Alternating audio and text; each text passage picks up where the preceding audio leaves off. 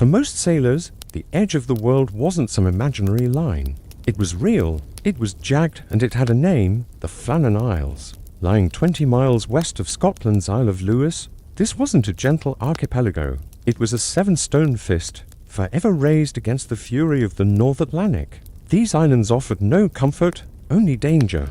They were a place of constant war, where the sea and the rock fought an endless, deafening battle. Even on the calmest days, salt spray would climb the cliffs, a taste of the ocean's raw power. No one ever made a permanent home on the Flannans. Not the ancient monks seeking solitude, not the fishermen who knew the treachery of their currents. The islands were for the dead, and the desperate oblique sanctuary for seabirds and the occasional shipwreck victim. Local legends whispered in pubs claimed the largest isle, Eilean Mor, was cursed. It was said that a forgotten tribe or a malevolent sea spirit, the Great Flannan, haunted the land. And yet, it was here, in this theatre of desolation, that the Northern Lighthouse Board decided to plant its grand. Vital warning, the Eilean Mor Lighthouse. This decision wasn't born of arrogance, but of brutal necessity.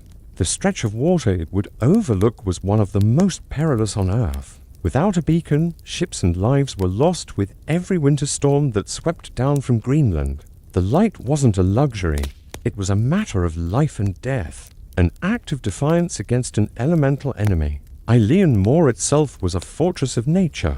It rose almost sheer from the water, a solid, unforgiving mass of gneiss. The western face was scarred by millennia of storms. Landing stages, essential for supplies and relief crews, were carved perilously into the rock, treacherous even in a mild swell. Against this black, wet backdrop, the lighthouse tower stood in stark contrast, a clean, white cylinder of stone, a monument to human determination. For the 3 men assigned to its watch, Eilean Mor became their entire universe. Their world shrank to the circular stairs, the oil room reeking of paraffin, the warm glow of the lantern, and their small stone quarters. Beyond the thick glass of their windows lay only the grey, churning Atlantica relentless, shifting landscape that rarely offered peace. The isolation was absolute. Letters took weeks. Sickness was a mortal threat.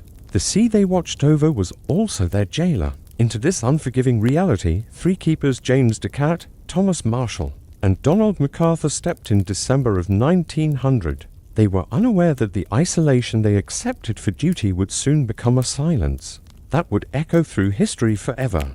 The decision to build a light on Eilean Mor was, at the time, seen as an almost audacious act of will. It was about more than just illumination. It was a statement of British engineering's dominion over nature. In the late 19th century, the Empire's economy was carried on the waves, and the North Atlantic was its indispensable highway. This corridor around the Hebrides was a graveyard for ships. Spurred by catastrophic losses, the commissioners of Northern Lights finally sanctioned the project.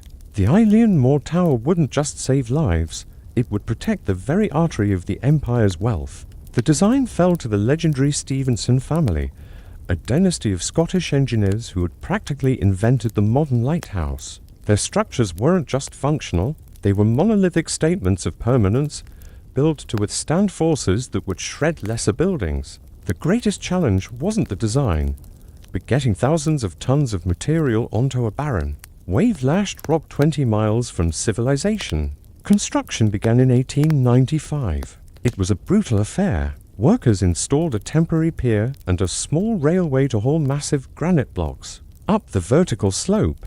The conditions were medieval. Stonemasons and laborers were marooned for weeks, even months. The sound of their work muted only by the incessant roar of the ocean. They lived in temporary huts, enduring storms that rattled the very bedrock. The foundation was a master stroke. Holes were drilled deep into the island's rock, locking the tower not just onto the island, but into it. Course by course, perfectly shaped granite blocks were lifted and set, tailored to fit so precisely the tower became a single, seamless whole, capable of resisting the crushing force of a mountain-sized wave. Inside, the tower was a self-contained world. It had a cistern for rainwater, storerooms for supplies, and the winding stairs leading past the living quarters. But the true heart of the enterprise was the lantern chamber. Installed in 1899, the massive Fresnel lens was a marvel of optical physics. This intricate cage of polished glass and brass captured the flame from a paraffin lamp and focused it into a brilliant, concentrated beam, visible over 24 miles away. The lens rotated on a clockwork mechanism, which had to be wound by hand every few hours, ensuring its unique signal 3 quick flashes was sent out across the darkness. By the time the lamp was first lit in December 1899, the Eilean Mor Lighthouse was more than a building. It was a symbol. It represented the triumph of order over chaos, of human ingenuity over the savagery of the natural world. It was an assurance to merchants in London and sailors in the Crow's Nest that Britain would not yield the sea to its ancient powers. But the men who kept the light knew the truth. They knew that while the tower could withstand the storm, the man inside remained fragile. The tower stood as a perfect, silent sentinel, but it was utterly dependent on its human occupants. The light demanded devotion and precision. Failure meant darkness, and darkness meant disaster. The engineers had built the fortress. It was the keepers who had to endure the siege. The Northern Lighthouse Board didn't hire dreamers. They sought men of sturdy constitution, methodical habits, and a profound tolerance for isolation. To be a keeper was to be vetted for a specific kind of reliability, a quiet, unyielding discipline that valued routine above all else. For James Decat, the principal keeper, and his 2 assistants, Thomas Marshall and Donald MacArthur, their appointment to Eilean Mor was a testament to their commitment.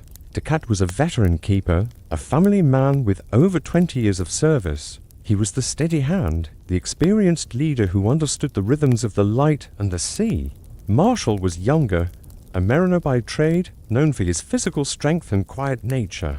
He was engaged to be married, a future life waiting for him back on the mainland. And then there was Donald MacArthur. He was not a career keeper, but a so-called occasional, a tough, seasoned sailor from the Outer Hebrides brought in to cover for a man on sick leave. He knew the volatile nature of the sea better than anyone, but he was also known for a fiery temper. These 3 men, with their distinct personalities and shared duty, formed the delicate ecosystem of the lighthouse. They were bound together not by friendship, but by a rigid schedule of watches, chores, and shared isolation. Their lives were dictated by the logbook, a meticulous record of weather conditions, oil consumption, and the state of the lamp. Every entry was a small act of defiance against the chaos outside. As December 1900 drew on, they settled into this routine. They polished the brass, wound the clockwork, and trimmed the wicks. From the top of their stone tower, they watched the winter seas build, feeling the tremors as waves struck the cliffs below. They were the sole stewards of this imperial outpost, where the thin veneer of civilization was challenged hourly by the raw, untamed reality of the North Atlantic. Their duty was to keep the light burning, a single point of certainty in a sea of doubt, and in doing so, they were about to become the most terrifying part of the lighthouse's history. The island was a waiting room and a drama with no witnesses, no survivors. In the cold, unforgiving expanse of the North Atlantic, a lonely rock called Eilean Mor stands against the waves. Atop it sits a lighthouse, a sentinel against the storms. In December of 1900, this tower was home to 3 men, whose fates would become one of the greatest maritime mysteries of all time. Their story isn't just about a disappearance. It's about the intense psychological pressure of isolation and the delicate, dangerous chemistry of the human spirit pushed to its absolute limit. To understand what might have happened on that rock, we first need to understand the men themselves. The senior man was James Decat, the principal keeper. At 43, Decat was a true legend within the Northern Lighthouse Board. With 20 years of service under his belt, he'd weathered storms at some of Scotland's most brutal stations. He had the quiet, commanding presence of a sea captain, and through decades of managing not just the machinery, but the difficult dynamics of men trapped together in stone towers, Decat was meticulous. His records were perfect, his machinery gleamed, and his tower always passed inspection with flying colors. For him, the light was a sacred trust. Any mistake was a betrayal of the sailors who depended on it. He was a family man with a wife and 4 children on the mainland. His time on Eilean Mor was a sacrifice endured to provide for them. His presence was meant to be the anchor, the source of stability. But even an anchor has its vulnerabilities. Decat was known to suffer from bouts of melancholy, a common side effect of long separation from loved ones. He was due for leave soon, hoping to be home for Christmas, a fact that probably made his isolation feel even heavier. Serving under him was Thomas Marshall, the first assistant. 40 years old, Marshall was the steady hand. With 8 years of experience, he was the reliable, quiet professional who kept things running. While Descartes was the captain, Marshall was the chief engineer. He was a master of the lens machinery, the clockwork, and the intricate systems that kept the light turning. His greatest strength was his unflappable temperament. When a storm raged outside, Marshall was the one who kept his head down, methodically checking oil levels and adjusting the mechanisms. He found comfort in the predictable, rhythmic routine of the Lighthouse. He was conditioned to follow Descartes' lead without question, a vital part of maintaining the chain of command in such a remote and dangerous place. When the principal keeper slept, Marshall was the one ensuring the light never, ever dimmed. The third man, however, introduced an element of tension. Donald MacArthur, at 28, was the volatile outsider. He wasn't a permanent keeper at Eilean Mor. He was a temporary replacement, filling in for another man on sick leave. This temporary status, combined with his youth and a fiery temper, made him a potential weak link. MacArthur was strong and capable, but he had a reputation for being short-tempered and moody. While most keepers were known for their patience, MacArthur was known for his volatility. He had a few marks on his record for arguments with other staff, hinting at a restlessness that didn't sit well with the crushing boredom of isolation.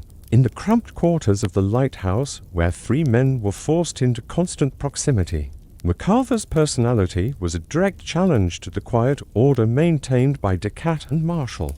It was a delicate balance, Descartes' authority, Marshall's reliability, and MacArthur's unpredictable nature, all bound together by the unforgiving rock and the demanding, mechanical heart of the light.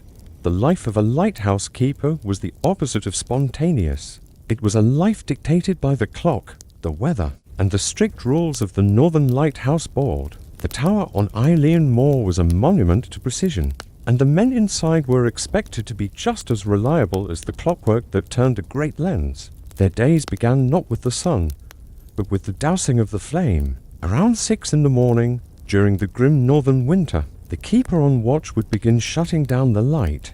The paraffin flame was extinguished, the clockwork mechanism stopped. Then, the massive Fresnel lens was covered with a protective canvas hood, shielding its precious glass from the damaging rays of the sun. It was like deliberately blindfolding the tower for the day. Then, the cleaning ritual began. Every single inch of brass and glass had to be meticulously polished.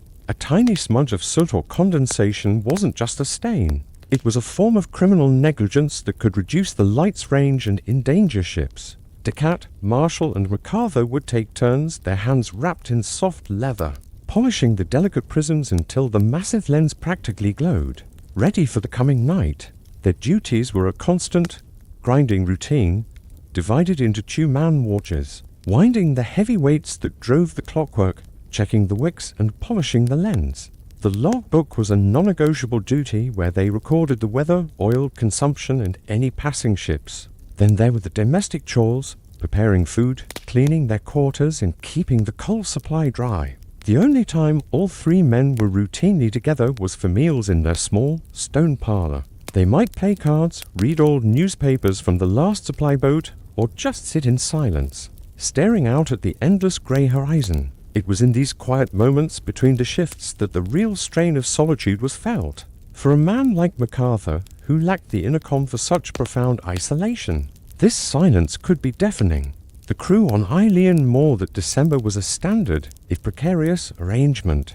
They were experienced professionals, but with a clear undercurrent of personality conflict.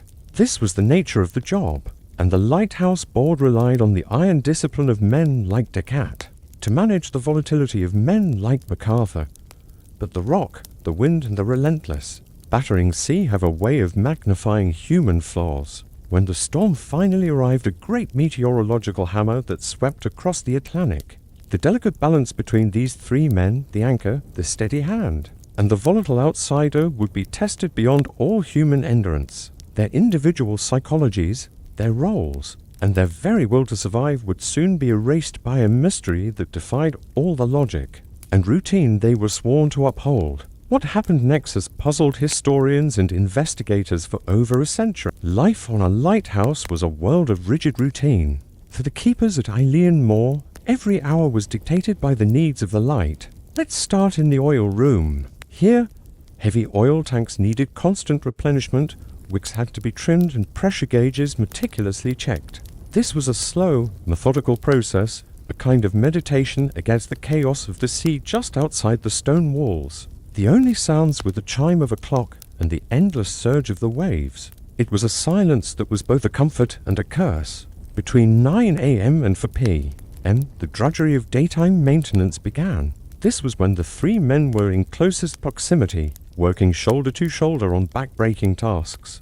The focus was always on preservation. The exterior of the stone tower was constantly monitored for leaks or cracks caused by the relentless pressure of the Atlantic. Ropes, winches, and the landing stage steps carved right into the rock all needed inspection. The sheer force of the ocean meant ropes frayed, metal corroded, and stone chipped away at a terrifying rate.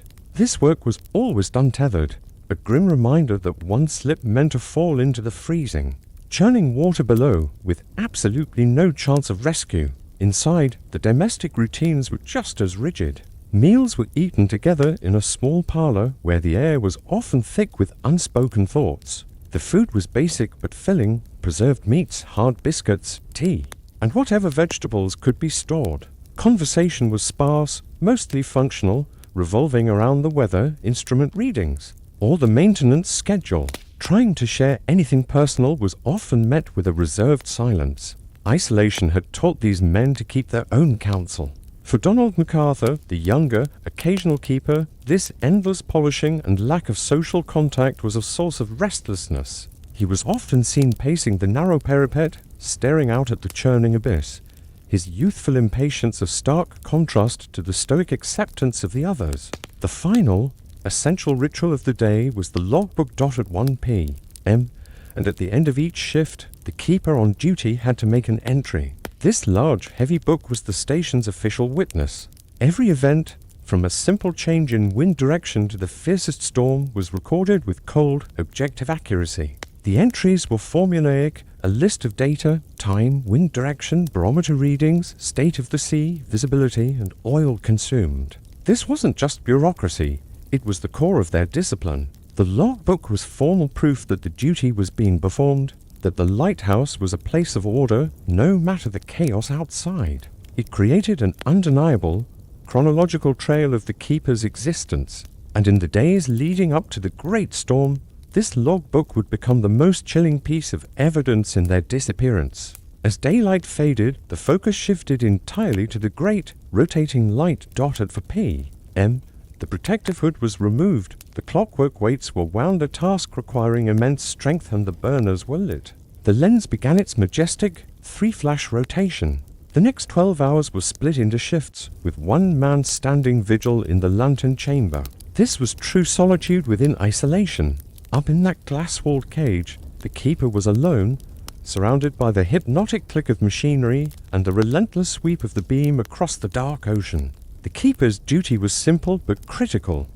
Keep the light burning. This meant maintaining oil flow, regulating pressure, and, most importantly, winding the weights that drove the lens rotation every few hours. Failure meant the rotation would slow, the flash would become erratic, and eventually, the light would freeze, a dereliction of duty punishable by immediate dismissal. This routine provided an inescapable rhythm to their lives, a predictable cadence. The rotation of the watch was their only real measure of time. Weeks blurred into months, and the outside world, the mainland, their families began to feel distant, almost imaginary. This was the life of the three keepers in early December 1900, a perfectly ordered, monotonous existence, held together by iron discipline and the shared responsibility of the lamp.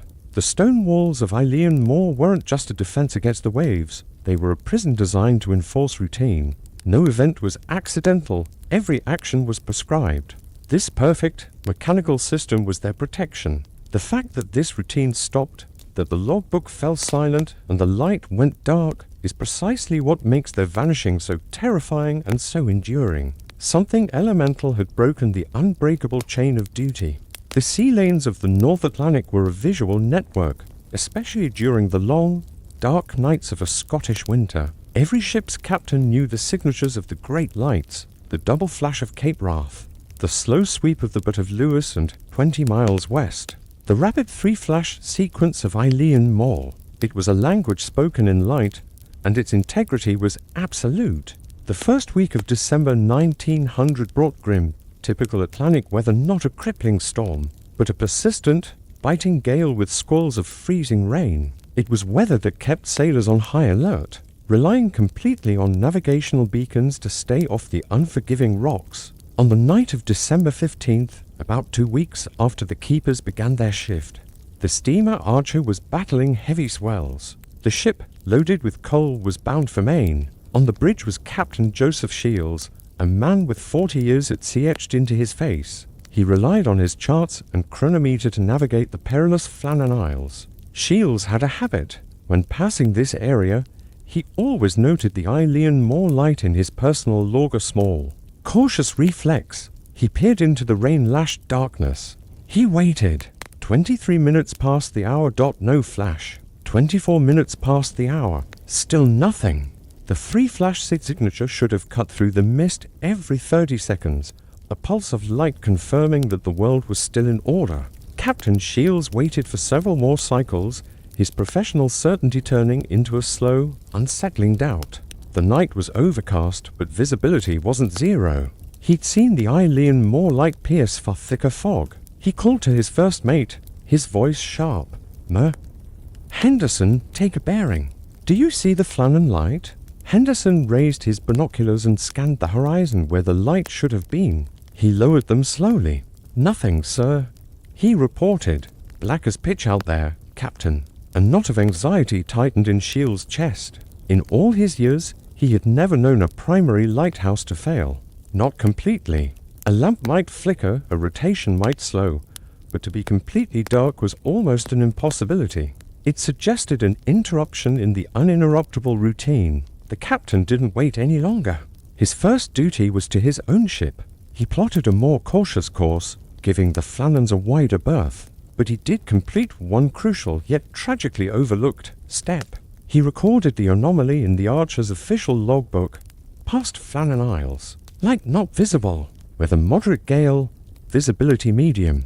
The Archer continued its journey across the Atlantic. The ship's log, with its cryptic to-sentence entry, wouldn't be delivered to the authorities on the mainland for another week, after the ship arrived in the United States. This simple logistical delay proved fatal to any swift response. Back in the Lighthouse Board's headquarters in Edinburgh, normal monitoring continued.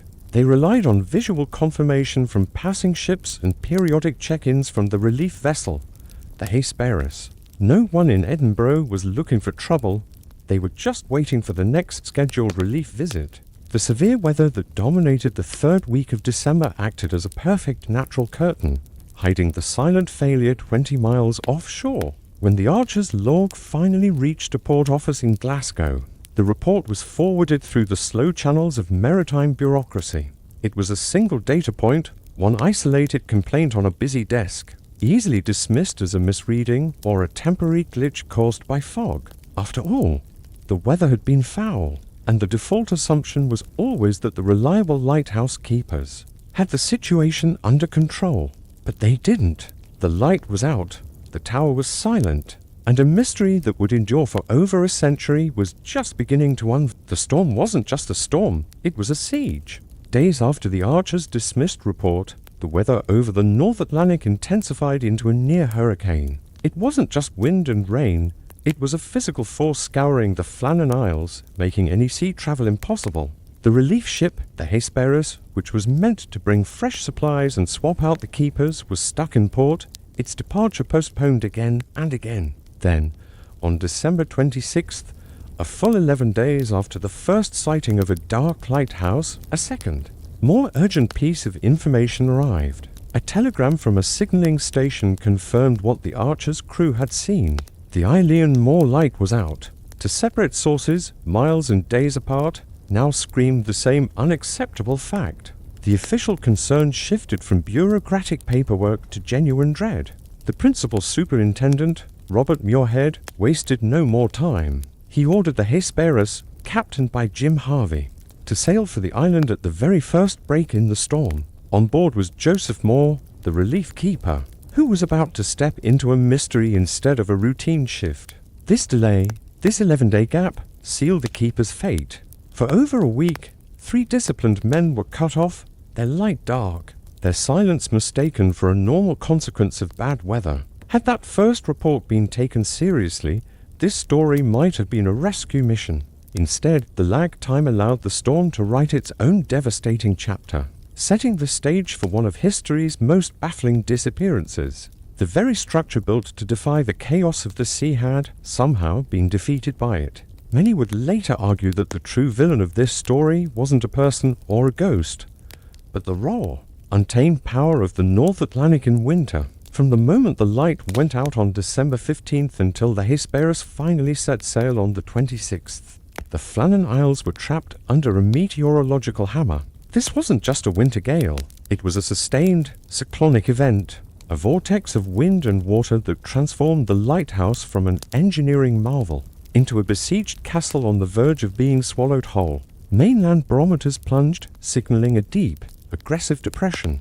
On Eilean Mor, the keepers would have experienced the wind not as a pressure, but as a physical presence, a howling, concrete entity with one goal: to flatten everything. Wind speeds likely soared to hurricane strength, producing a terrifying, low-frequency roar that would vibrate through a man's very bones. Conversation would have been impossible without shouting, sleep, a rattling, momentary oblivion. But the wind was just the choreographer. The waves were the real monsters. The Atlantic, with hundreds of miles to build momentum, hurled liquid mountains at the island. These weren't just waves. They were colossal, dark green masses, 60 or 70 feet high, hitting the coast with the energy of a freight train. The tower was built to withstand force, but these waves were so enormous they would have struck the lantern room itself, 100 feet above the sea. Imagine being on watch. 1 minute you're looking out at the raging ocean, the next, your world vanishes behind a solid wall of opaque, green water. The impact would have felt like an earthquake, a thunderclap of water jarring the entire structure, turning the inside of the lantern into a temporary, blinding waterfall. The thick glass prisms, designed to magnify light, would instead be magnifying sheer terror. The island was completely unreachable. The landing stages, the only points for a safe transfer of men and supplies, were useless, swamped by the massive waves and the chaotic backwash that surged around the cliffs. Captain Harvey knew the Hesperus was a tough vessel, but to approach Eilean Mor in that storm would be suicidal. It would risk turning one tragedy into two. So, for days, the relief vessel sat idle, its engines cold, while the crew watched the horizon dissolve into a continuous sheet of grey. Each day of waiting deepened the keepers' isolation. Their situation had gone from a spell of bad weather to a state of total abandonment. The Storm's most crucial role in this story is that it creates a complete blank in the historical record. For the 3 men on the island, the constant, high decibel assault would have had a profound psychological impact. The shaking, the rhythmic slam of water, the knowledge that they were entirely cut off it would induce acute stress. For Principal Keeper Decat, the pressure to maintain order would be immense. For Thomas Marshall, his focus on the machinery would become a desperate cling to routine.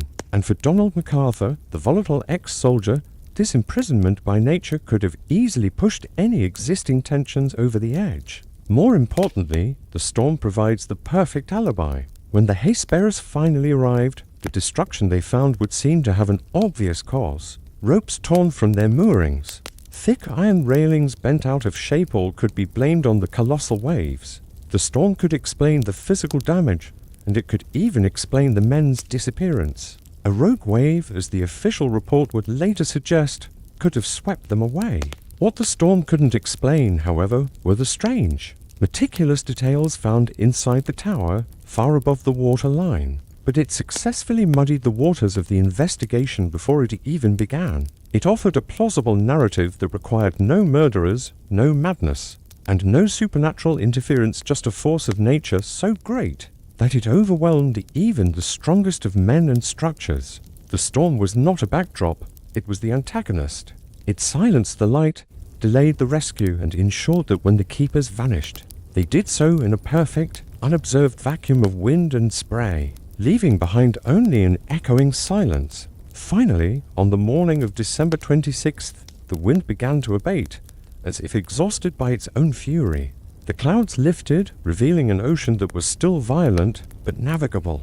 The stage was set for the Hesperus to make its perilous voyage and for the world to discover what the storm had left behind. That morning dawned a sickly, bruised purple over the harbor. The 11-day meteorological prison break was over. On board the Hesperus, Captain Jim Harvey was impatient, his frustration now curdling into a deep unease. The telegrams confirming the dark light weighed heavily on him. Lighthouses can fail, but keepers don't. Not men like Descartes, whose reputation for meticulousness was legendary. The anxiety was most acute for Joseph Mor, the replacement keeper. This was supposed to be his rotation, a routine 6-week shift. But as the Hesperus pulled away from the dock, the usual excitement was replaced by a gnawing premonition. He had a profound sailor's instinct that something was fundamentally wrong. No messages, no signs of life, just the damning fact of that extinguished light. As the Hesperus pointed her bow west, into the 20 miles of churning water separating them from the Flannans, the atmosphere on board was thick with unspoken fear. The crew worked with grim efficiency, their movements betraying a deep respect for the sea's recent violence. The journey was rough. The waves were still monumental, residual energy from the great storm causing the vessel to pitch and roll violently. Every person on that ship was sailing toward a question mark, a silent granite tower that held a terrible secret. They were about to become the first witnesses to the aftermath, the first to step into the chilling emptiness of Eilean Mor. For nearly 5 agonizing hours, the steamship Hesperus battled the unforgiving North Atlantic. Finally, out of the grey, swirling mist, the island of Eilean Mor appeared with a chilling, absolute clarity. On the bridge, Captain Harvey and relief keeper Joseph Mor raised their binoculars in unison. The sight that met their eyes was one of profound, unnatural silence. The lighthouse tower stood tall and proud, a white sentinel against black rock, seemingly untouched by the recent hurricane-force winds. But the lamp, that brilliant eye of polished glass, was just a dull, hooded cage. The flag, which should have been hoisted at dawn, was missing. And perhaps most unsettling of all, there was no smoke curling from the chimney. In the biting chill of a late December afternoon, the presence of 3 men should have guaranteed a steady plume of coal smoke. The air above Eilean Mor was empty, cold, and utterly still. "Where are they?" Mor muttered, the words hanging heavy in the air. His personal worry was quickly morphing into a tangible, gut-wrenching dread. Captain Harvey took a speaking trumpet and ordered the Hesperus to circle the island slowly, cautiously, searching for any sign of life. As they passed the western landing stage, the one that faced the fiercest gales, they saw the storm's fury firsthand. Iron railings were twisted like wire, and a section of the concrete footing was scarred and broken. The sea had struck with incredible force, much higher and harder than anyone could have imagined. But the light itself was nearly 100 feet above that damage. Why the silence? Harvey ordered the ship's horn to let out a long, booming blast, a sound that should have brought the keepers running. They waited, their breath fogging in the cold. The only answer was the lonely cry of gulls and the relentless surge of the waves. The men of Eilean Mor were either in desperate trouble, or they were gone. A landing was essential, but even on the island's more sheltered eastern side, the sea was wild. The heavy swell made launching a small boat a perilous gamble. Still, Captain Harvey insisted. He chose 3 men, Joseph Mor, the keeper who now had to take charge, and 2 experienced sailors, Donald MacArthur and William Lamb. The transfer from the Hesperus to the small cutter was a dizzying dance between the towering crests of waves. Once in the smaller boat, Mor felt like a toy, tossed and spun by the powerful ocean. He looked up at the lighthouse, its black windows staring back like empty, soulless eyes. Reaching the small, carved steps of the landing stage, the 3 men had to time their leaps perfectly, scrambling ashore between waves that threatened to smash their boat against the stone. As Mor, pale and silent, became the first to reach the top, he immediately noticed things were wrong. The gate to the main path was shut but not latched. Supply boxes, usually secured, were scattered across the platform, and the relief barrel, containing fresh supplies, was simply gone. The only path led straight to the main door of the light station. Mor, clutching a lantern against the gathering gloom, walked toward the heavy, steel-plated intransit door designed to withstand a bomb blast. He reached for the handle.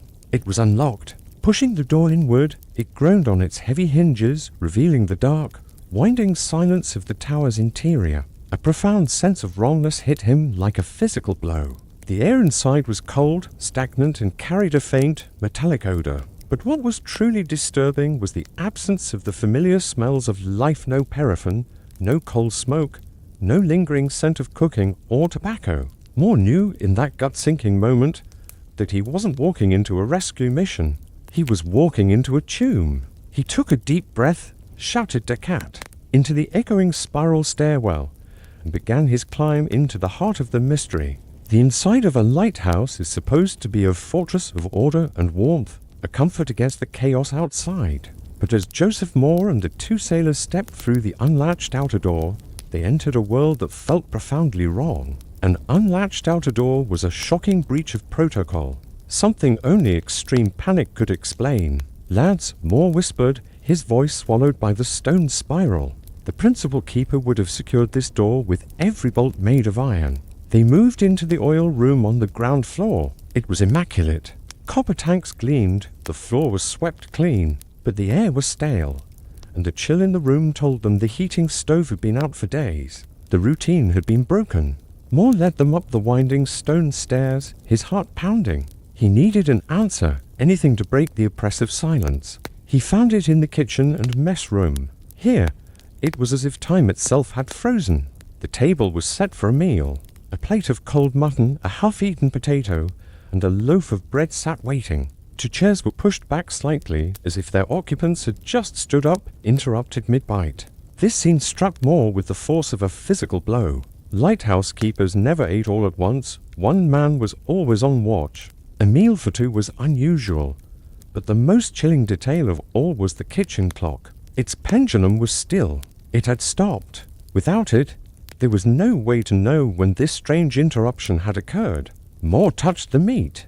It was stone cold, confirming his fear that the light had been out for a long time. Leaving the unsettling scene, Mor continued his search, his fear now mixed with the keeper's anger at this abandonment of duty.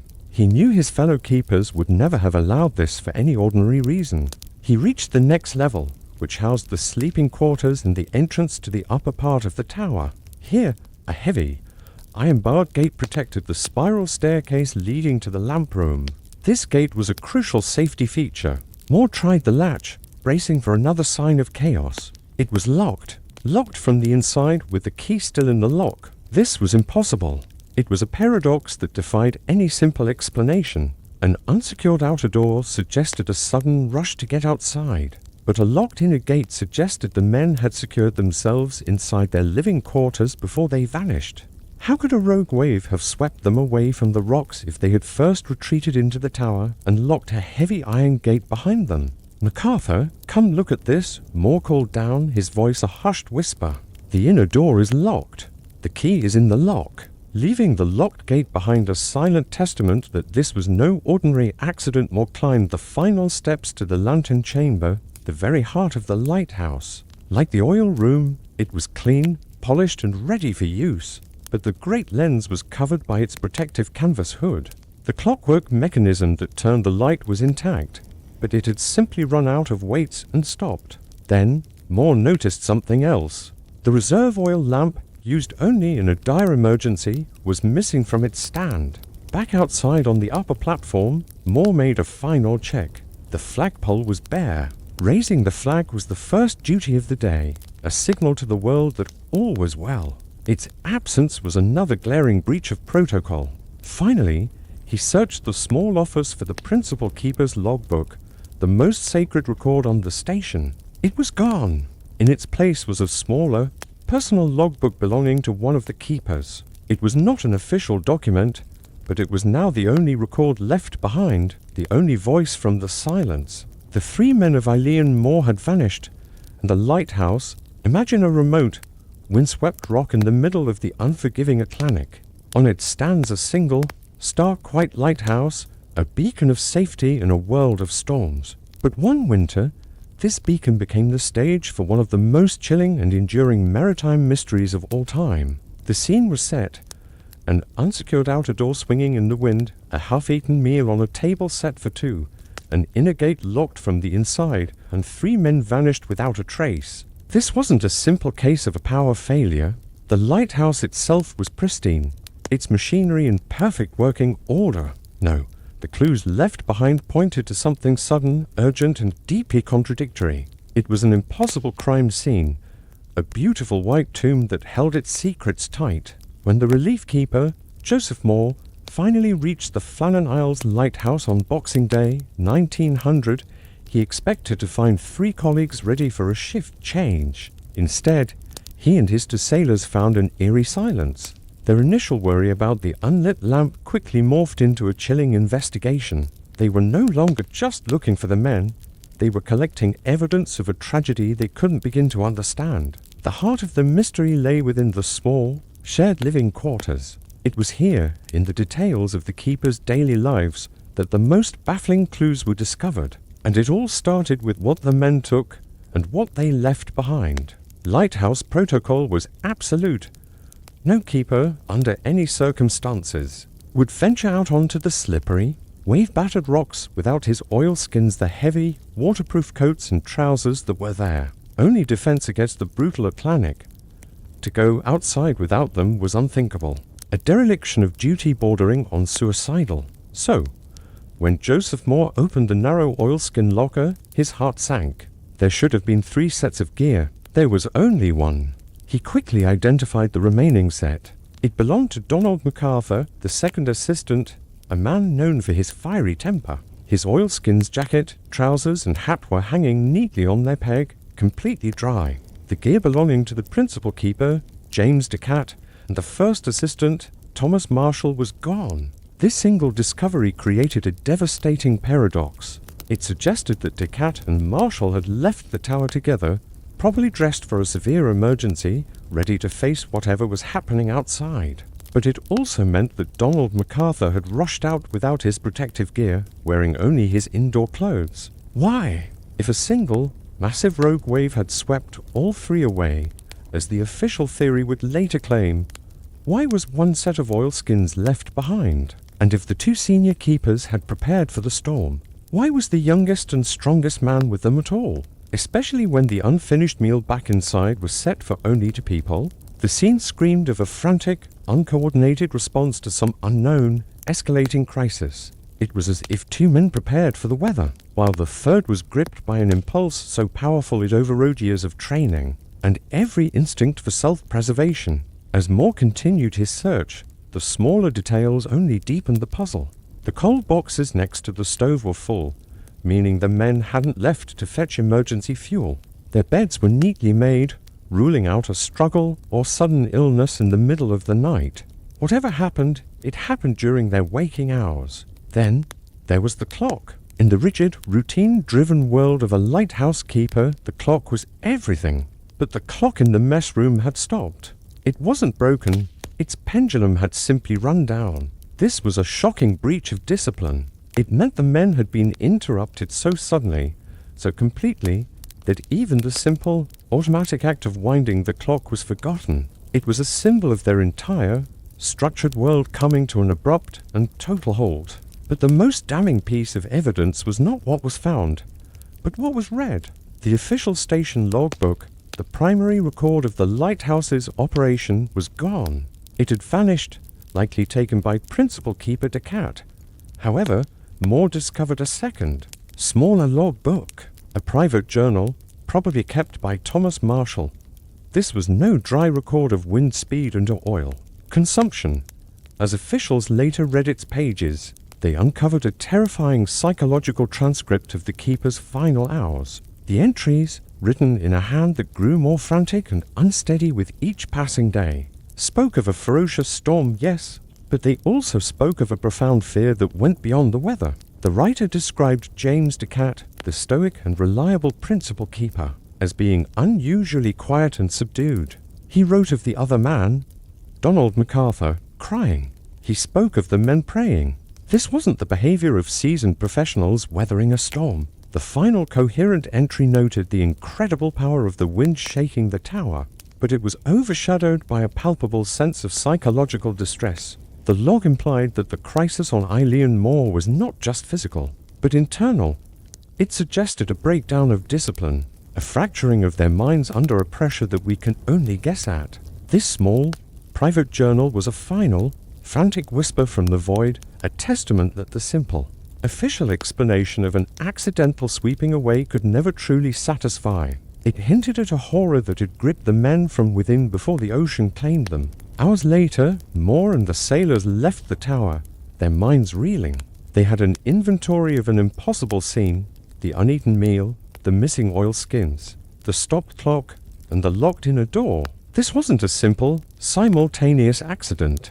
If a giant wave had struck, why would the most experienced men be dressed for it, while the youngest was not? And why would the last man to leave the safety of the tower pause to lock the inner gate behind him, only to leave the main outer door, their primary defense, unsecured? The only conclusion that made any sense was that the men left the lighthouse in a staggered, panicked sequence. Something happened, drawing one man out. Then something else happened, drawing a second. And finally, something so terrifying occurred that it sent the third man running from the tower, forgetting his coat, forgetting his training, forgetting everything except the desperate need to get outside. They broke every rule they had lived by in their final moments. They left behind a chilling contradiction, to oilskins gone and one hanging neatly in its place, a silent testament to a disaster that was not just about a storm, but about three men confronting an unknown terror on a lonely rock in the sea. The mystery of the Flannan Isles lighthouse keepers is not just a story of men lost to the waves. It's a story of an impossible scene, a psychological breakdown, and a silence that has echoed for over a century. A haunting puzzle that remains chillingly. The story of the Flannan Isles lighthouse has baffled investigators for over a century. Three men, stationed on a remote, storm-swept rock in the Outer Hebrides, vanished without a trace in December 1900. The only clues they left behind were a series of bizarre entries in the lighthouse logbook, a chronicle that descends from routine into terror and finally into an unsettling silence. Let's unravel the timeline of their final days, a journey into the heart of a chilling maritime mystery. December 12th was the last gasp of normal life on the island. The logbook entry was crisp and professional, the kind you'd expect from seasoned lighthouse keepers. It noted clear skies and confirmed the light was burning bright. The three men, Thomas Marshall, James Decat, and Donald MacArthur, were settling into their solitary rhythm. 3 men, 3 shifts, holding back the Atlantic night. There was absolutely no hint of the nightmare to come. It was the calm before the storm in every sense of the word. But the very next day, December 13th, the sky turned on them. The log describes the onset of a vicious gale, the fiercest the writer had seen in years. The tower itself was shaking. But the most alarming part wasn't the weather, it was the men's reactions. The entry reads, Decat very quiet, MacArthur crying. This was explosive. Donald MacArthur, a tough, experienced keeper, was reportedly reduced to tears. What could possibly terrify a man like that? Even more chilling was the note about James Decat, the principal keeper. He was the anchor, the unshakable leader. For him to be very quiet in a crisis suggests a profound breakdown in composure, a silence that would have been more terrifying to his crew than the howling wind outside. The keepers weren't just fighting a storm, they were fighting a complete psychological collapse. By December 14th, the fear had fully taken hold. The log entry is written in large, panicked letters, the pen digging into the paper. It says, "Storm continuing. Sea white with foam, never seen such waves." And then, the most telling line, all 3 of us praying. Their professional training had been consumed by raw fear. They had shifted from keepers to supplicants. But here's where it gets truly strange. The log notes that MacArthur, the man who was crying a day earlier, is now suddenly calm. In psychology, such a rapid shift can indicate a state of shock or dissociation, a terrifying acceptance of one's fate. Had he seen something? Or had he simply broken? And then, a quote attributed to Descartes, the Stoic leader: "We are in the hand of God." This is a man surrendering control, abandoning his faith in engineering and procedure for a purely spiritual one. It hints that whatever they were facing was so immense, human effort was deemed useless. The final log entry, dated December 15th, is the most unsettling piece of the entire puzzle. The handwriting is an almost illegible scrawl. It reads, "Midnight, gale over. Come now, we are safe. God is merciful." This directly contradicts all known facts. Meteorological records confirmed the storm was raging. Worse than ever. Was the keeper delusional? Was the gale a metaphor for something else entirely? The entry continues, stating that the principal keeper, James Descartes, had left the safety of the tower to check the landing stage and would be back soon. This was a fatal breach of protocol. No man was ever to go down to the dangerous landing stages alone during a storm. It was a rule etched in stone for their own survival. Why did he go? Why alone? Was he so desperate that he threw caution to the wind? This entry closes the book on the keeper's known existence, leaving behind a terrifying void. When the relief vessel, the Hesperus, finally arrived on December 26th, they found the lighthouse eerily silent. The light was out. The flagstaff was bare. Inside, the clocks had stopped. A meal of meat and potatoes was left untouched on the kitchen table. A chair overturned as if someone had left in a great hurry. But the men were gone. The landing party, led by Joseph Moore, made their way down the precarious path to the west landing stage. This was the area most exposed to the Atlantic's fury, and the most likely scene of the keeper's final moments. What they found there only deepened the mystery. The iron railings along the path were bent and twisted out of shape. A supply box, which normally sat secured in a crevice 110 feet above sea level, had been smashed open, its contents strewn across the rocks, and most disturbingly, a massive block of stone weighing over a ton had been dislodged and moved. The damage suggested a force of nature almost beyond comprehension, a colossal wave, a freak wave, that had swept over the island with unimaginable power. The official explanation concluded that the keepers were swept away by one of these monster waves. The theory goes that perhaps two of the men went down to secure equipment during a lull in the storm. When a giant wave crashed over them, the third keeper, despite protocol, rushed down to help, only to be swept away himself. It's a plausible theory explaining the physical damage and the men's disappearance. It paints a picture of a heroic, but ultimately futile, attempt to save their post and each other from the wrath of the sea. But this tidy explanation doesn't fully align with the psychological horror described in the logbook. Why the crying? Why the sudden calm? Why the praying and the talk of God's will? The log reads less like a record of a storm and more like a descent into madness or a confrontation with something truly otherworldly. Was it just the storm, or was there something else out there on that rock with them? Some have speculated about everything from a fight among the men to a paranormal encounter. Could a sea serpent, a ghost ship, or some unknown entity have driven them from the lighthouse? These theories, while fanciful, speak to the deep inadequacy of the official story. It feels like a piece is missing. The state of the tower itself adds another layer of confusion. Inside, the keepers' oilskins, their heavy-duty waterproof gear were found hanging on their hooks. Only one set was missing, belonging to Donald MacArthur. Why would two men venture out into a ferocious Atlantic storm without their protective clothing? It makes the freak wave theory feel incomplete. It suggests an event so sudden, so unexpected, that they had no time to prepare. Perhaps they weren't outside securing equipment. Perhaps they were lured out or fled in terror from something inside the lighthouse itself. The overturned chair in the kitchen suddenly takes on a more sinister meaning. The Flannan Isles mystery endures because it operates on two levels, the physical and the psychological. Physically, a freak wave could explain the damage and the missing men. But psychologically, the logbook tells a story that a wave cannot explain. It's a story of sanity fraying at the edges, of terror so profound it broke 3 hardened men of the sea. We are left with 2 narratives that don't quite fit together. The rational explanation of a natural disaster, and the haunting, irrational tale of fear written in the keeper's own hands. In the end, we will likely never know what truly happened to Thomas Marshall, James Decat, and Donald MacArthur. Their bodies were never recovered. The sea holds its secrets close, but their story preserved in those final cryptic log entries serves as a chilling reminder of the immense power of nature, the fragility of the human mind, and the terrifying mysteries that can hide in plain sight.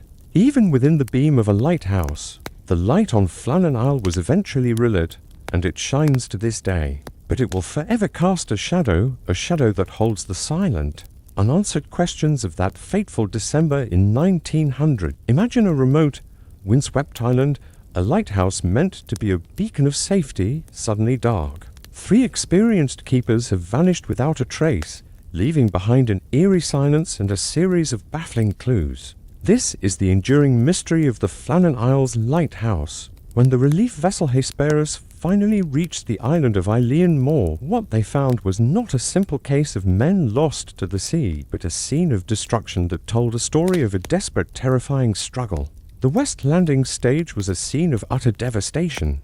The storm hadn't just damaged it, it had waged war on it.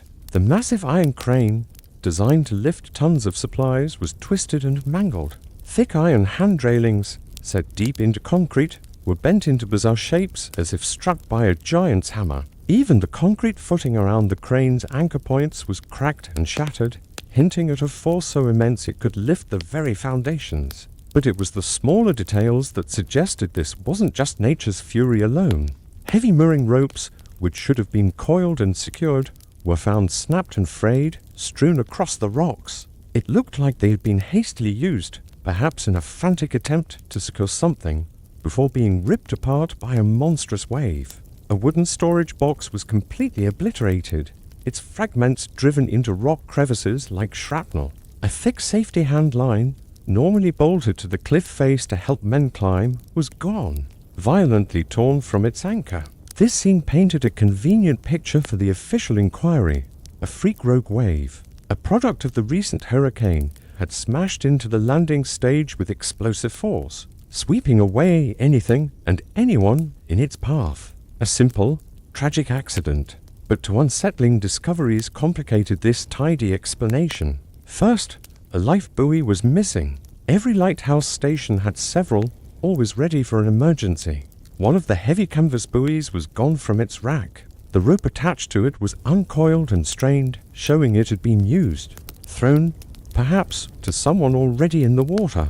If the men were simply washed away by a surprise wave, a life buoy would have been useless. Its deployment suggested a rescue was underway, an attempt to save someone or something from the churning sea. Then there was the missing key.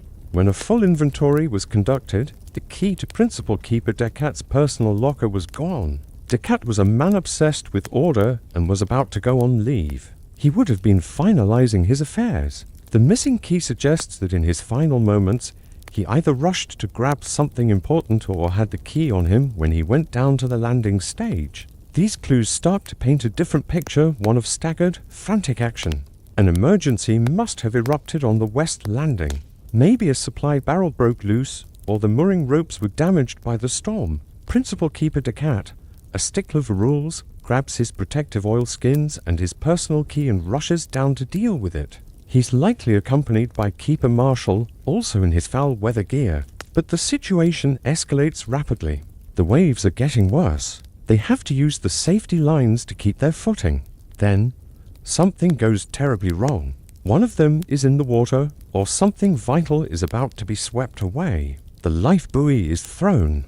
They are in a life-or-death battle against the Atlantic. And what about the third keeper, Donald MacArthur? This is where the story takes its most chilling turn. Back in the lighthouse, MacArthur's oilskins, his waterproof coat, and trousers were found hanging on their hook. If his colleagues were fighting for their lives on the landing stage below, why would he run out into a raging storm without his protective gear? The most terrifying theory is that MacArthur saw the disaster unfolding from a tower window, or heard their desperate shouts.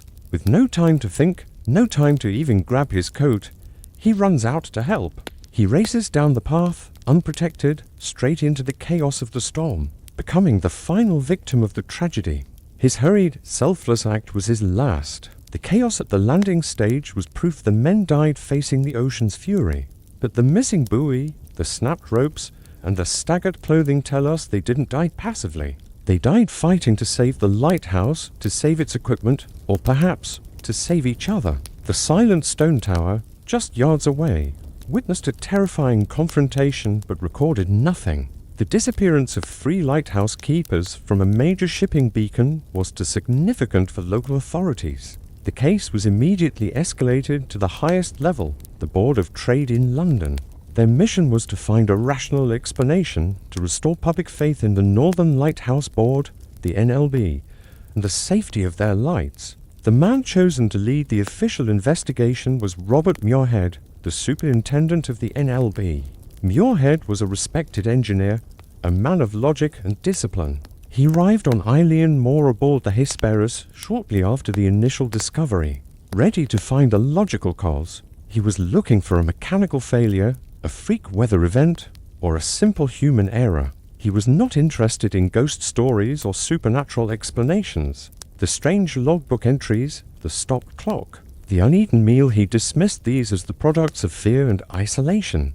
Muirhead spent days on the island, meticulously documenting every detail. His entire focus was on the physical evidence, especially the wreckage at the west landing stage. This was where the proof lay. The damage, the severed safety line, the missing life buoy. This was the heart of the mystery, and this is where he would find his answer.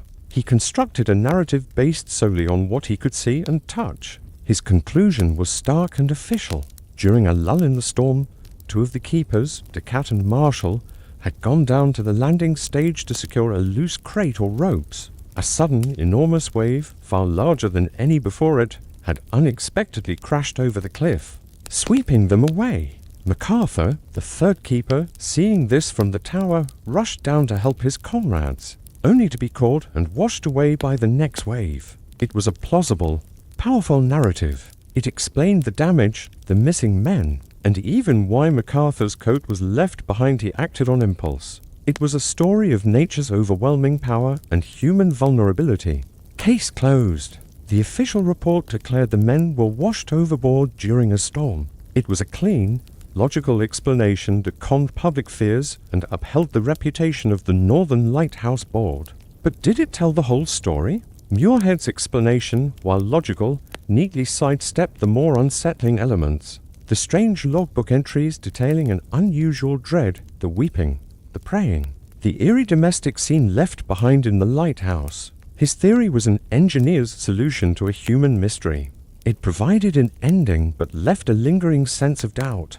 The official account is the one that entered the history books, but it has never fully quieted the whispers that surround the Flannan Isles. The story of the rogue wave became the accepted truth, but for many, the disappearance of the 3 keepers remains a haunting tale of the unexplained, a testament to the sea's enduring power to keep its darkest secrets. In December 1900, when relief keeper Joseph Moore arrived at the remote Eilean Mor lighthouse in Scotland's Outer Hebrides, he found something deeply unsettling.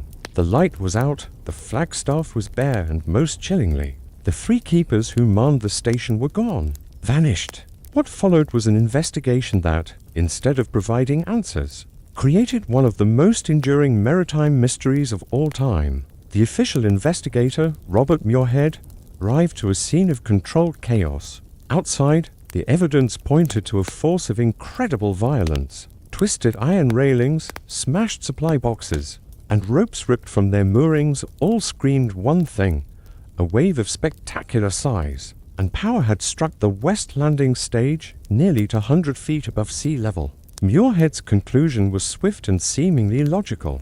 He theorized that Principal Keeper James Decat, seeing the storm-threatened equipment near the landing, had rushed out, leaving the outer door unlocked in his haste. One of his assistants, Thomas Marshall, likely followed. Then, disaster struck. The missing life buoy from its holder suggested a desperate scene. Perhaps one man was swept away, and the other attempted a frantic rescue. Muirhead believed a second, even larger rogue wave, a monstrous wall of water surging up the sheer cliff face, crashed over them. The force would have been unimaginable, tearing the men from their holds and casting them into the turbulent Atlantic. The third keeper, Donald MacArthur, must have rushed out to help, only to be claimed by the same ferocious sea. The final, official verdict was delivered with bureaucratic certainty. The men were swept away by an unusually heavy sea, death by accidental drowning. This explanation was clean. It absolved the Northern Lighthouse Board of any blame, painting the event as an act of God. It preserved the keepers' reputations, casting them as heroes who died trying to protect their post. And legally, it was simple, allowing for the swift closure of the case and payment of pensions to their grieving families. The book was officially closed, but for the public, and especially for seasoned mariners, the story didn't add up.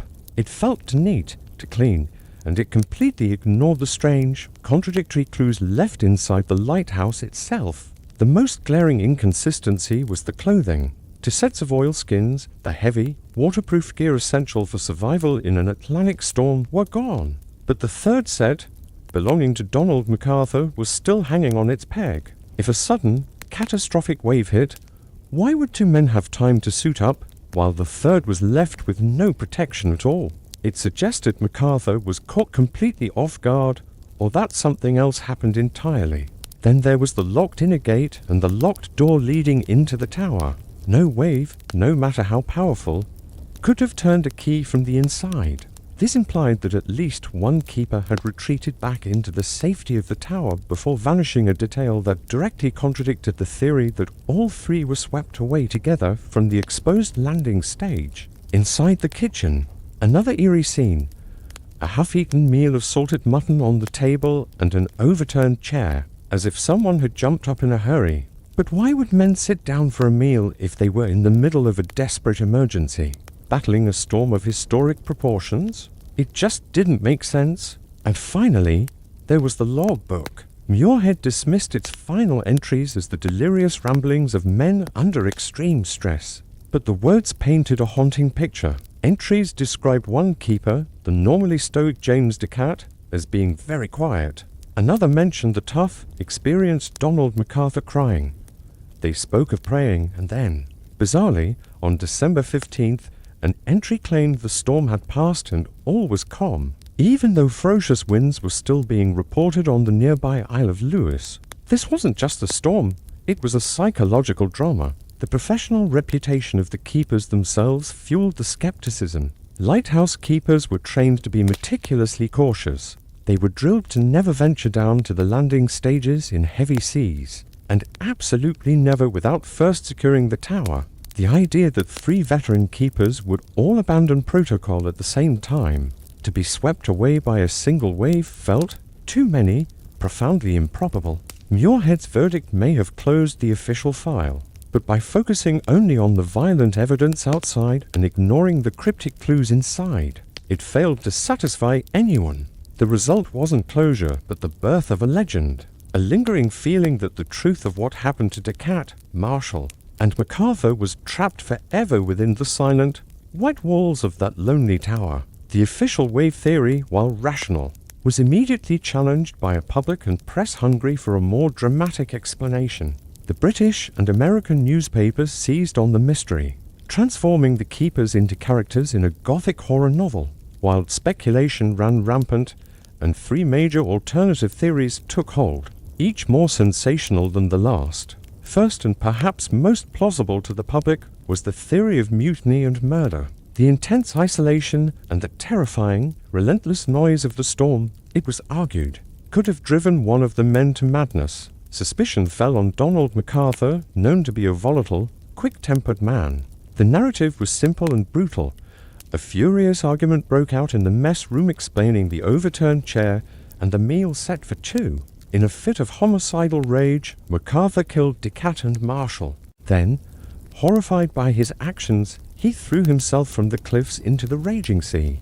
This theory seemed to explain the psychological tension in the logbook, Decat's silence, MacArthur's crying. It offered a reason for the bizarre scene in the kitchen. The lack of blood could be explained away by the killer cleaning up, or by the bodies being immediately disposed of in the ocean. This idea of madness in isolation resonated deeply with the Victorian public. Anxieties about mental health and the dangers of confining men in close quarters. The second theory was even more outlandish: foreign spies. Britain was on edge, wary of its European rivals. The Lighthouse, it was whispered, occupied a strategic position. Could the men have been abducted by a foreign vessel, perhaps in a German U-boat, to steal signal codes or knowledge of the coastal waters? This theory accounted for the lack of bodies and the tidy state of the beds, suggesting a planned departure rather than a chaotic accident. It was a thrilling, patriotic narrative that painted the keepers as victims of espionage, not nature or madness. But the third theory is the one that truly cemented the Eilean Mor mystery in folklore. The supernatural. The Outer Hebrides was steeped in ancient myths of spirits, sea monsters, and the paranormal. The very name Eilean Mor means Big Isle, but locals had long called it the Other Country, a place with its own set of rules. Was it possible, people wondered, that the men were taken by something not of this world? Newspapers printed fantastical tales. One popular story claimed a giant sea serpent had coiled itself around the tower and plucked the men from the lantern gallery one by one. Another spoke of a ghostly longboat filled with phantom figures that lured the keepers to their doom. The logbook entry about the calm was reinterpreted as an unnatural, magical stillness before a supernatural attack. These tales, while completely baseless, captured the public imagination. They transformed a maritime accident into a chilling ghost story, a warning about the ancient powers that dwell in the lonely, wild places of the world. So what really happened on Eilean Mor? Was it a freak wave of unimaginable power, a descent into madness and murder, an act of foreign espionage, or something for stranger? The official story, the wave theory, remains the most likely explanation, supported by the physical evidence of the storm's destructive force. But it's an explanation that feels incomplete. It doesn't account for the human element, the strange details left behind inside the tower that hint at a more complex story. The mystery of the Flannan Isles lighthouse endures not because we lack a plausible answer, but because the story itself touches upon our deepest fears: isolation, the awesome power of nature, and the fragility of the human mind. The truth, whatever it may be, vanished with the three keepers into the cold, grey waters of the North Atlantic, and all that remains is the empty lighthouse, a silent monument to an enduring, unsolved mystery. In the cold winter of 1900, 3 men vanished from the Eilean Mor lighthouse, leaving behind an untouched meal, a locked door, and an enduring mystery. The official verdict was simple: accidental drowning, a rogue wave sweeping them away. But for a public fascinated by the strange and unexplained, this logical conclusion was far from satisfying. It answered how they died, but not why they broke their own rules to do so. The vacuum left by the missing bodies and the contradictory clues created a perfect storm for speculation. The fear of isolation, the ancient power of the sea, and the terror of the unknowable fueled a firestorm of theories that transformed the disappearance of James Ducat, Thomas Marshall, and Donald MacArthur from a historical footnote into a powerful piece of modern folklore. One of the most dramatic theories to emerge was that of an exotic abduction, a story ripped from the pages of a spy novel. In the years leading up to the First World War, geopolitical tensions were running high. Britain's naval supremacy was being challenged, and paranoia about foreign spies was rampant. The Eilean Mor light wasn't just a guide for fishermen, it was a crucial naval asset, guarding the routes to the Empire's vital shipbuilding ports. The narrative went like this: a foreign power, perhaps the burgeoning German Navy, needed to extinguish the light to allow a spy vessel or even a submarine to pass through the area undetected. A small raiding party, disguised as a fishing trawler, landed on the island's west stage. The keepers, discovering the intruders, either fought back or were forcibly removed. They were taken as prisoners, spirited away into the night, their fates sealed in the name of a secret war. This theory seemed to neatly explain some of the most puzzling clues. The missing reserve oil lamp and the scattered ropes weren't signs of a storm, but evidence of a struggle and the removal of useful objects by the invaders. What about the locked-in gate? Perhaps it was a final, desperate act by the last keeper. an attempt to secure the tower and protect its vital light from the enemy party. This spy thriller explanation resonated with the growing sense of imperial paranoia and xenophobia of the time. It elevated the keepers from simple victims of the sea into silent casualties of an undeclared conflict, heroes who fell defending their post against a shadowy foreign foe.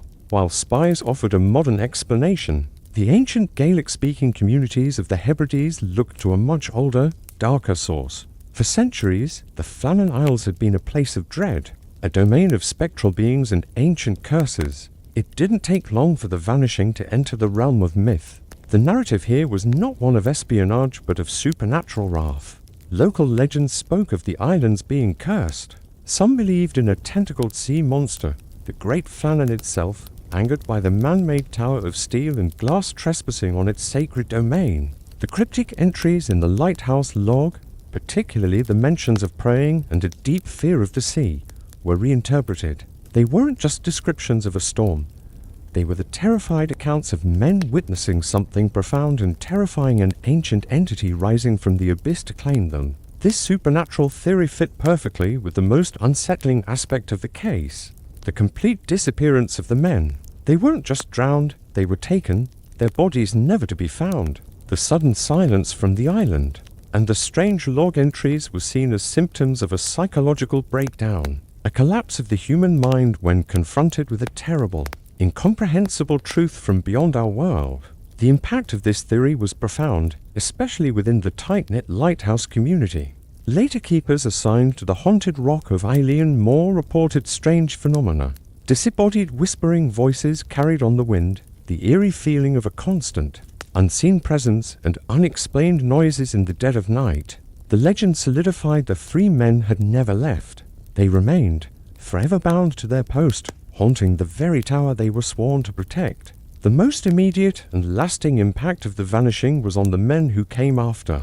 The next crews arrived at Eilean Mor carrying not just supplies, but the heavy weight of the island's chilling new reputation. The meticulous, life-saving routine that was supposed to protect them now felt like a fragile barrier against a threat that had already defeated three of their own. The silence inside the tower, which should have been a comfort, became oppressive. Every creak of a floorboard, every whisper of wind down the stairwell, was magnified into a potential sign of the missing men. Joseph Moore, the very keeper who discovered the abandoned lighthouse, was deeply affected. He returned to serve his duty, but he struggled immensely with the psychological strain, frequently reporting strange occurrences. He spoke of hearing whispering voices and feeling a persistent presence watching him. On one occasion, he claimed he heard his name being called repeatedly in the dead of night, only to find himself utterly alone. Moore's experiences were officially attributed to nervous strain,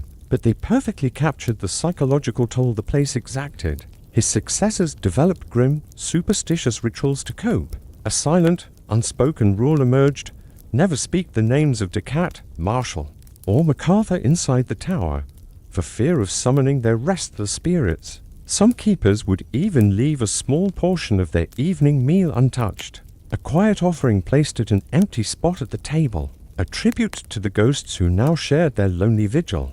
The lighthouse, once a monument to human order and engineering, had become a focal point of psychic unrest. The men who manned it were forced to battle not only the raging sea, but also the haunting specters of the past. The story soon leaped from newspaper headlines into popular culture, ensuring its immortality. In 1912, the poet Wilfred Wilson Gibson published Flannan Isle, a work that would cement the mystery in the public consciousness forever. His poem masterfully dramatized the moment the relief crew arrives, capturing the chilling atmosphere of the untouched interior and the ominous silence. It immortalized the contradictory clues: the unlit lamp, the open door, the uneaten meal sealed the story's fate as a modern Gothic legend. Through Gibson's powerful verse, the keepers were no longer just names on a report. They became archetypes of isolation, their fate forever unresolved. The enduring image was the lighthouse itself, a beautiful, perfectly functioning machine standing sentinel over a complete and inexplicable human catastrophe. The structure became the final, silent witness to a story that, by its very nature, defied conclusion. Back in the fishing communities that relied on the light for their safety, another theory took hold, one that blended heroism with the supernatural, the ghost ship. This narrative suggested that the keepers hadn't been negligent, but had died as heroes. They must have spotted a vessel in distress, a ghost ship lost in the storm. In a desperate attempt to save the unseen crew, Descartes and Marshall grabbed their coats and rushed out to the perilous west landing.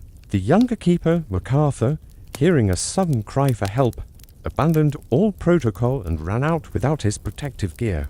They were lured to their doom, taken not by a simple wave, but by a spectral craft or a malevolent sea spirit. This theory cleverly reconciled the keepers' known professionalism. With their apparent lapse in judgment, they weren't mad or foolish. They were brave men defeated by a supernatural force, a vengeful entity that commanded the sea itself. It was a tale of heroism against an unbeatable, unknowable foe. In the end, the official inquiry led by Robert Muirhead failed because it lacked imagination. By focusing solely on the physical evidence of a storm and dismissing the baffling psychological clues, the broken rules, the out-of-place clothing, the locked door, the Board of Trade provided a logical solution to what had become a psychological crisis. The public, however, remained fixated on the human element. The deepest, most terrifying questions were left unanswered. Decades later, the Eilean Mor Lighthouse stands as a silent monument to the eternal struggle between order and chaos, between the meticulous routine of man and the untamed power of nature. A rogue wave may have ended their lives, but the mystery ensures that James Descartes, Thomas Marshall, and Donald MacArthur will live on forever in the realm of terrifying, unresolved legend. The legend of the Eilean Mor keepers guaranteed them a kind of eternal watch. James Descartes, Thomas Marshall, and Donald MacArthur were lost to the sea, but the silence they left behind became a permanent fixture of the island. Every keeper who came after them had to stand guard not just against the storms of the Atlantic, but against the whispering presence of those who had failed to endure. They became an inseparable part of the tower's terrifying, unfinished story. The 20th century rushed forward, bringing global wars, technological revolutions, and a final, decisive solution to the problem of keeping men on remote, hostile rocks, automation. The fate of those three men, their sacrifice to the demands of human vigilance, became a powerful argument for eliminating the human element entirely. For the keepers who followed them over the next 80 years, Eilean Mor remained the most chilling post in the entire Northern Lighthouse Board network. It was the station where the rules had broken down, where logic had failed, and where the chilling whisper of the three lost men was said to linger in the echoing stone stairwells. Keepers continued their monotonous, rigorous routine, but now they did so under the constant, silent gaze of the legend. The definitive change came in 1971. Modern technology, powerful electric lights, sophisticated sensors, and remote telemetry finally made the physical presence of men unnecessary. The complex clockwork, the immaculate Fresnel lens that demanded endless hours of polishing, and the copper lamp, the very things that had defined the keepers' lives, were all replaced by a powerful, yet soulless, automated electric system. The Eilean Mor Lighthouse was officially automated and demanned. The tower, that magnificent creation of the Stevenson engineers, still stands, its white cylinder defying the waves, but its original purpose, to house and sustain human life, is gone. The heavy steel door, once the final refuge against the storm, remains locked, opened only for rare, routine maintenance checks. The mess room, where the half-eaten meals sat in 1900, is now a silent storehouse of spare parts. The only living thing in the tower is the light itself, flashing its automated rhythm out across the Atlantic, sustained by battery power, not by the will or the weary hands of men. Automation brought safety and reduced costs, but it also solidified the finality of the keepers' fate. The technological solution closed the historical chapter on their vulnerability, but it also encased the mystery in amber. There will never be new clues, no modern keeper to accidentally stumble upon a missing document, and no new psychological testimony. The tower is now a silent, electronic sentinel, eternally repeating the last lesson the island taught: the sea always wins. Despite the official rogue wave verdict, the story of the Eilean Mor keepers maintains a fierce, enduring grip on our imagination. The reason the story persists is rooted in several universal fears. First, there's the fear of the unexplained void. The core terror of the mystery is that 3 men vanished without a trace. No bodies were ever recovered, making their fate infinitely changeable in our minds. The lack of a body prevents the closure of grief and allows the imagination to construct endless, horrifying scenarios that are always more compelling than the simple truth of drowning. Second, there's the breakdown of order. The keepers were the ultimate symbol of precision and rational routine. The Lighthouse was a machine designed to impose certainty on the chaos of the sea. The fact that their disciplined lives, the logbook, the oilskins, the meal were abandoned in such a contradictory, frantic way suggests they encountered a force that broke the unbreakable. This shatters our faith in routine and safety. And third, the isolation principle. The story speaks to the primal fear of absolute isolation. It proves that even the most dedicated professionals, secured in the most robust structure, can be vulnerable when their connection to the outside world is severed. Eilean Mor is a metaphor for the ultimate vulnerability of humanity against the power of nature and the darkness of our own minds. Today, the most lasting memorial to James Ducat, Thomas Marshall, and Donald MacArthur isn't on the island itself, but in the collective consciousness of those who love a cold, baffling mystery. The story has inspired films, operas, novels, and countless documentaries, each one attempting to fill in the fatal narrative blank left behind in December 1900. In the Scottish capital of Edinburgh, at the Northern Lighthouse Board headquarters, the records related to the vanishing are meticulously preserved. The official report, the inventory of the missing, and the small supplemental logbook with its haunting final entry.